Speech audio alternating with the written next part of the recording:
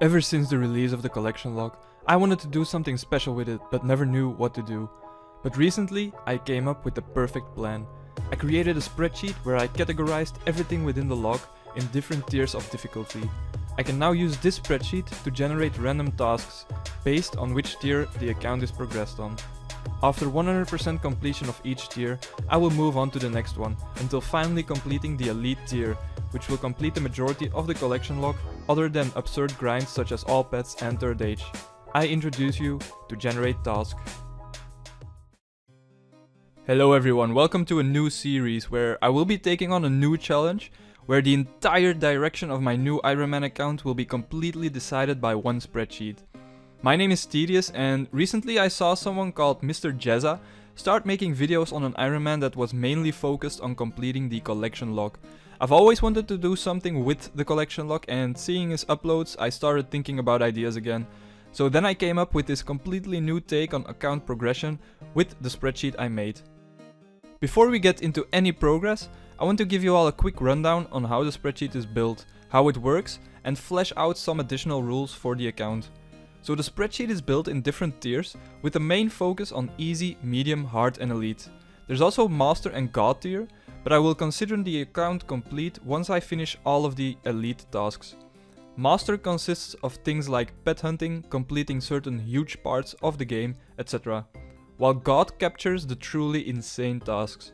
Maybe if we ever do end up finishing elite, we can still move on to master, but for now it's not within consideration.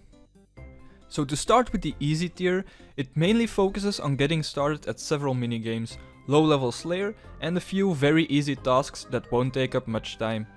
Now there are still some big challenges within this tier. Just to take a few of the hardest ones, such as getting a black mask, which will require me to do several quests with some skill requirements attached to it, and also get 58 slayer of course. And then there's also getting a champion scroll, which might take up a long time. The medium tier then focuses on further progression of the things we started in easy, like completing skilling outfits, collecting more clue scroll rewards, and also preparing for some of the harder tasks within the hard tier. Big milestones within this medium tier consist of getting a fire cape, getting our first unique Barrows items, killing Zulrah, and killing the gargoyle boss at least once. Moving on to the hard tier, we will get into some high level slayer creatures, further working on clue scrolls, including the first elite clues, and also getting the first items from Chamber of Xeric, while attempting a few Theater of Blood runs as well. Then once we reach the elite tier, we are at a very late game stage on the account, where we will try to complete several high-end bosses such as God Wars Dungeon, Alchemical Hydra, Abyssal Sire, etc. We will also work on a few low-tier pets such as Kraken, Termi, Rocky, Herbie, as well as getting at least one full spirit shield from the Corporal Beast. Based on all of the tasks within these different tiers, I can then generate a random task from the tier I'm currently on in the dashboard tab in the spreadsheet, where both buttons are linked to a certain script. When completing a task, it will be marked as completed within the tier tab, and it will count towards the account progress on the right side. Now currently I'm quite happy with how the easy tier tasks are laid out, but the higher tier ones are still prone to change, which we can take a look at once we get there. I've also not yet implemented extra tasks related to the Clue expansion update that dropped today, so I'll do that by the time episode 2 arrives. One last thing to mention is that there's a few tasks not put within the 4 base tiers that I will probably work on passively. These consist of tasks related to the following. The first are Hespori tasks, as I don't want to spend a lot of time simply waiting on the Hespori kills. A second are the random events, as they'll passively appear anyways, so I can work on them at all times. The third one and the final one is the shared clue scroll table. This consists of stuff like god pages, which I will get through completion of the different clue tier tasks. That's enough talk for now about how the spreadsheet is built. Let's cover some other basic rules I've laid out in order to make the progress mostly focused on the tasks at hand. The first rule is that I can only actively work towards the current task. I think that's a given, but just to put this out there, I will try to avoid doing things that might complete other tasks if there's a way around it. The second rule is that I will only complete quests if they are a direct requirement for the current task. Later down the line, there might be some tasks that require quests with a certain quest point requirement, but we'll plan that out once we get to that point. A third and final rule is, as mentioned before, I will passively work towards random event outfits, and as such will only do random events that can give me outfit pieces. So yes, I will dismiss genies and exam randoms. I hope this about covers any questions you may have about the general idea. If you still have any remarks or suggestions, feel free to leave a comment down below and I'll get back to you. But for now, I think it's time we get into the real content. Alright, here we are at the end of the tutorial island. Looking quite slick if you ask me, got the whole goatee look going on. Time to turn this account into an Ironman? Tell me all about it, Paul. We are now officially a hardcore Ironman, for now at least, until we inevitably die on a dangerous task. But we are all set to start our new journey. And we are off. Our adventure begins, but we don't know where it'll start. First things first though, let's head over to the Varrock Museum to pick up the most important item for the account, the collection log.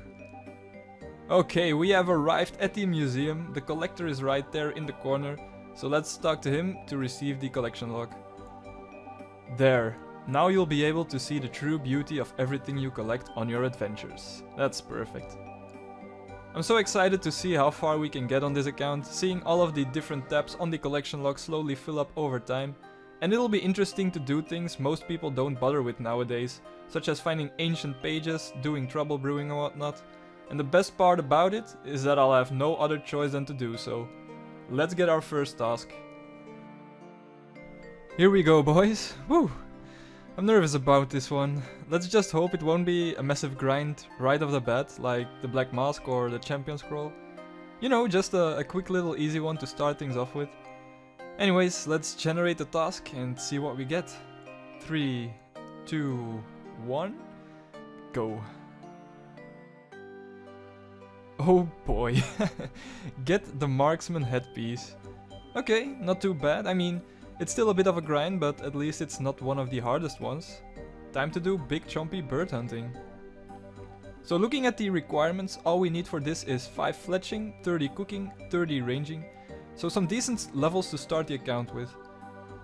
I mean, it's pretty funny to be fair. I'm pretty sure I'm the only Ironman that ever went, well, time to kill 125 chompies as soon as they started.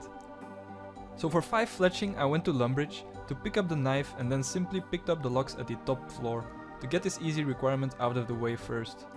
In order to get 30 cooking and ranging, I decided to go to the security stronghold for 10k coins. To get myself the supplies needed to train these two skills. As mentioned in the rules, I won't be doing quests unless directly needed to complete the task at hand, so I didn't do any starter quests for some experience in either of these skills.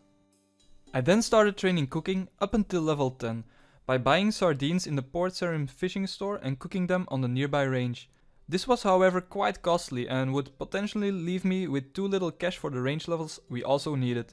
I was doing a short stream at the time and someone in the chat actually mentioned to go to the Grand Tree to cook Gianni's dough, which I had never heard of before, but decided to check it out as it was supposed to be much cheaper and good XP. This turned out to be an absolute game changer for my account this early on, and the training was pretty straightforward. First I took some beta tins from the cupboard, then I bought the dough from Hudo, and then I was able to 1 or 2 tick cook all of the dough once combined with the tins. This would give 30 experience each successful cook. So I continued doing this until 30 cooking to mark off the second requirement for the quest.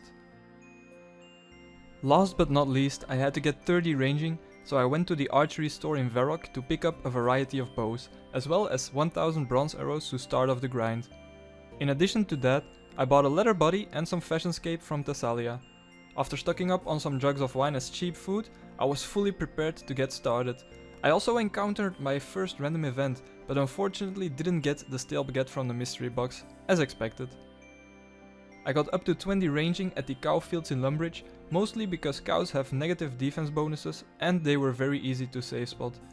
After that I went back to Varrock to get myself some studded chaps I forgot earlier, as well as some extra arrows before heading over to Zea, a well-known place for me as you may know. This is where I AFK'd sand crabs until I finished the final 10 range levels to mark off the third and final requirement for the big chompy bird hunting quest. I then picked up a chisel from the general store and was finally ready to start the quest to progress towards completing my task. We have arrived at Rance. Let's get this quest on the road so we can get ready to kill some chompies. Not gonna lie, I think killing these wolves with 30 range and this setup might take a while. Ladies and gentlemen, we got him. Cook the chompy with all of the nice ingredients, and we have a seasoned chompy. And we have completed the quest, look at that. We now have the ability to make ogre arrows, and we can start hunting the chompies we need to do. Now we just need to make a bunch of arrows for this. So I'll get these bellows back later on once I start actually hunting the chompies. Now there's two actual ways to go about it.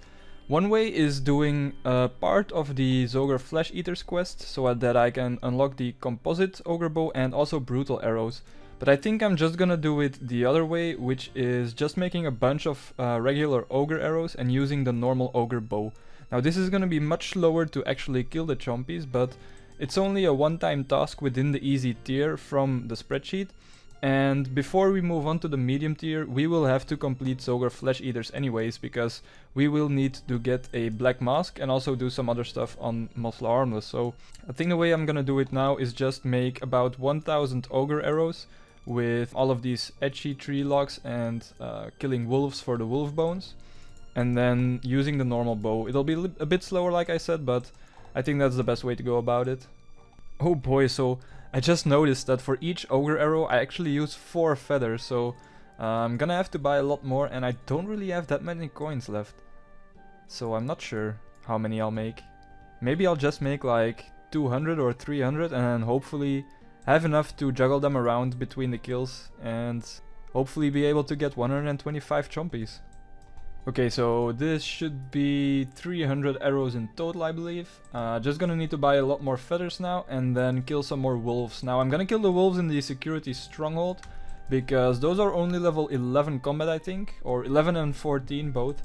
So those will be much easier than the wolves over here with 64 combat or whatever it was. And then we can make all of the arrows we need and then we can start killing chompies. There we go, that's all of the arrows flighted. Now we just need to get the tips.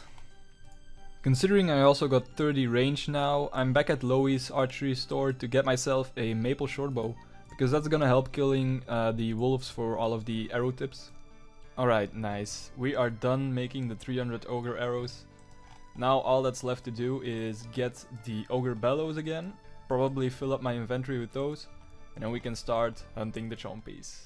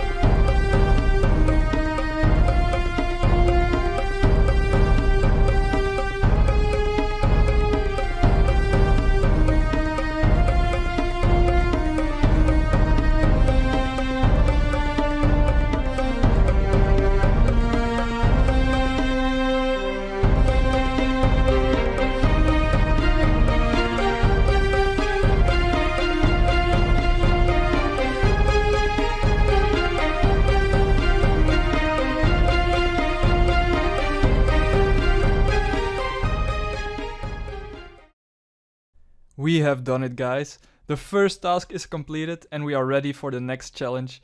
If you did enjoy, consider subscribing to the channel to make sure you don't miss out on any of the next episodes, and I will see you all next time when we generate the next task. Take care.